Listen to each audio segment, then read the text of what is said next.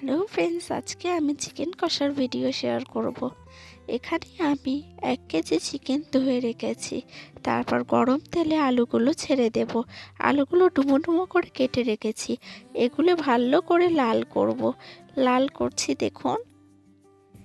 এটা ভালো করে লাল করেছি, দেখবেন এইভাবে লাল হলে তরকারিটা গাঢ় হয়, ওপরের খোসাগুলো একটু নরম হয়ে যায়, তো ভাজা অংশগুলো তাই ছেড়ে গাঢ় হয়ে যায় তরকারিটা, গ্রেভিটা খুব সুন্দর হয়। তাই এভাবে লাল করবেন। এরপর দুটো তেজপাতা দিয়ে দিলাম, তারপরে পেঁয়াজ কুচি দিয়ে দিয়েছি। এখানে আমি 4টে বড় সাইজের পেঁয়াজ নিয়েছি। পেঁয়াজগুলো আমি ভালো করে ভেজে নেব। ভেজে কাঁচা গন্ধটা যেন চলে যায়, পেঁয়াজটা নরম হয়ে যায়, তার জন্য এখানে আমি লবণ দিয়ে দিয়েছি। অল্প পরিমাণেই দিয়েছি, পরে আবার বাকি লবণগুলো আমরা ইউজ করব। এখানটায় ভালো করে ভাজছি, আবার একটু লবণ দিয়ে দিয়েছি। এবার হলুদ দিলাম, ভালো করে এটা ভেজে নেব।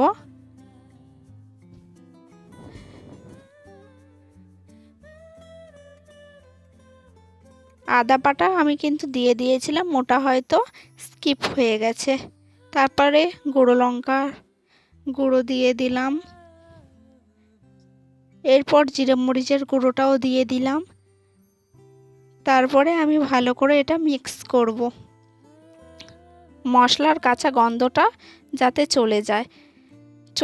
আদাটা ভালো করে কষানোর পর আমি টমেটো কুচিগুলো দিয়ে দিয়েছি। টমেটো কুচি দিয়ে ভালো করে নাড়বো যতক্ষণ না তেল ছাড়ে। তেল ছাড়া সমেতই আমি কিন্তু চিকেনগুলো দিয়ে ভালো করে কষিয়ে নেব। ভালো করে কিন্তু এটা কষাতে হবে। আমি যেভাবে কষাচ্ছি সেভাবেই কষাবেন। মাংসগুলো এভাবে দিয়ে আপনারা নাড়তেই থাকবেন। গ্যাসের ফ্লেমটা মিডিয়াম ফ্লেমে রাখলেও হবে, আমি এখানে জোর করেই রেখেছি।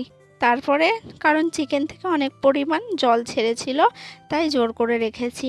এরপরে আমি কষিয়ে নেবার পর যখন তেল বার হয়, তারপরেই আলুগুলো দিয়ে দিয়েছি। আলুগুলো দিয়ে আবারও আমি ভালো করে কষিয়ে নেব। এরপরে আমি এখানটায় গরম মশলার গুঁড়ো ছড়িয়ে দেব।